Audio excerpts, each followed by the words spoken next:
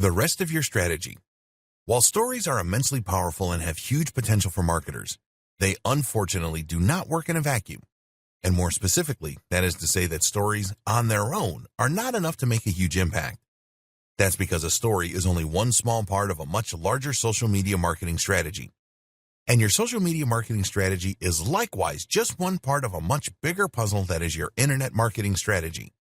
In order for stories to work, you need to have that initial following, as well as a good amount of trust and engagement from your audience. This video will quickly go over some of how to go about getting that. Building a following on social media. Have a niche. The first thing you need to do is to ensure that you choose a niche and then stick to it. This is where a lot of people will go wrong, and it's why most general users don't have lots of followers. Think about it logically. Who would you want to follow on Instagram or Facebook? Someone that provides interesting content that appeals to you. If that content is completely random, then you'll find there is no reason to keep coming back. Follow most people, though, and you'll get pictures of their holidays, of their partners, of their pets, and of them doing selfies in the mirror. Unless you know that person, this isn't going to be of much interest to anyone, so choose a topic and stick to it if you want to get followers. Your business is likely to define this topic, so the next challenge is to find a way to take the industry you work in and make that into something interesting and ideally somewhat visual so that you can really sell it from your account. This is where many businesses struggle. If you are a travel writer, then coming up with a great theme for your Instagram account will seem easy. But if you happen to run a business that provides legal consulting, how do you turn that into something people want to follow? The answer is to think about the lifestyle and about the value proposition.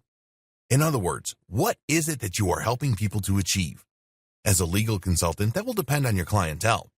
If you are marketing to businesses, then that might mean helping people to achieve their dreams and find success. If you are marketing to families, then it might mean helping them to achieve security financially.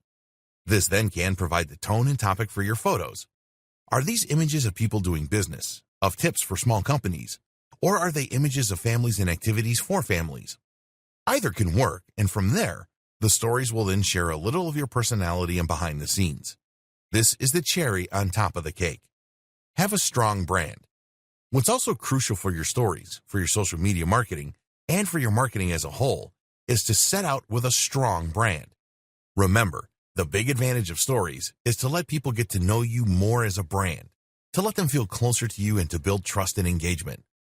This works a lot more effectively if the brand is something that people can really get behind. Note here the important distinction between a brand and a logo. A brand is much more than a logo. Your branding starts when you identify your mission statement. What is your business set out to help and how? What are your values? Take a look at the best business accounts on Instagram and you'll see that they all have a clear message and objective. If we go back to the 1,000 true fans concept, you essentially need to be more than just a business in order to establish those real fans. No one is a fan of their heating company, but you get genuinely fans of Apple. The thing is, there's no reason you can't be a fan of a heating company. Not if that company stands for being eco-friendly, being simple for customers, being convenient. Not if that company also does other interesting things and has a stellar social media account. Know your audience. Don't try to cater to everyone, and know what you're here to do. Create a logo that expresses this intent, and hopefully you'll attract the right kind of customer who has the potential for high engagement. This is the kind of customer who will watch your stories and who will become more loyal to your brand each time they do. Take good pictures and write interesting things. What's also, of course, rather important is that you take great pictures. We mentioned that this was somewhat important for stories, but for your general accounts it becomes much more crucial. Even if you choose a topic that interests a lot of people, you're not going to keep your followers very long if all your images are grainy and at awkward angles. As such, then, it's highly important that you also brush up on your photography skills. This is something that you can learn with a little practice and by reading up online, so put the time in to improve your craft and follow the tips from earlier in this training. The same goes for other forms of social media. If you have a Twitter account, then you need to tweet interesting and humorous things. If you have a Facebook page, then make sure that you are sharing interesting content relevant to your audience through it. The big takeaway: offer value. Make sure you are providing a good reason for people to follow you. Too many brands, especially older corporate businesses, will make the mistake of only ever posting about their own services or industry. Again, this is something that they think makes them somehow more professional, and they are often afraid to venture outside of that comfort zone. But think realistically. How likely would you personally be to want to follow an account that only ever posted about how effective its EPOS system is? You need to provide good content to ensure that the next time you post, your followers want to look.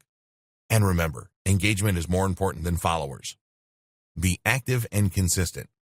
Of course, people are also going to stop following you pretty quickly if you never post, so you also need to make sure that you use the site often if you want to gather some momentum. And better yet, be active in liking other people's photos and posts too, and commenting. That way, people will come to see who like their pictures and you'll bring in lots of new visitors. Try to get into the habit of posting once or twice a day, and where this isn't possible, use automated systems and scheduling apps to keep a steady flow of content to your channel even in your absence. Tags. Finally, you need to make sure that people can actually find your site in the first place, which is where using the right tags comes into place. Tags work in Instagram just the same way they work on Twitter.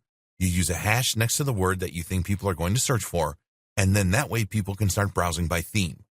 This is similar to picking keywords and key phrases in SEO. You need to choose things that people are likely to look for, and which the right people are going to look for. This requires you to think about what's always popular, what's currently in vogue, and also what people are likely to search for within your niche. As we've seen, using tags that aren't too popular is an important tip as well, to ensure that your content doesn't get drowned out right away. On Instagram in particular, users are allowed to include 30 tags with every post. Our advice: include all 30. Think of it as 30 free chances to play the lottery. There really is no reason not to take every opportunity.